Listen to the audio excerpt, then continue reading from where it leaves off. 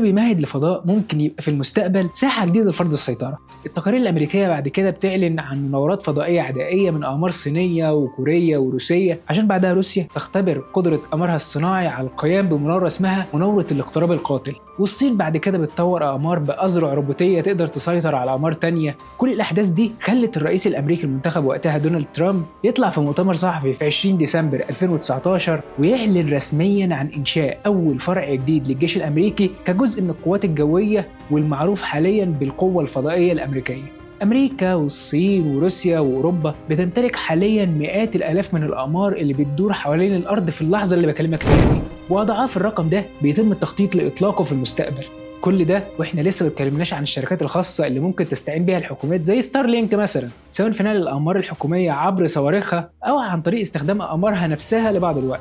وده بيحصل فعلا دلوقتي واتكلمنا عنها فعلا في حلقه ستارلينك لو تحب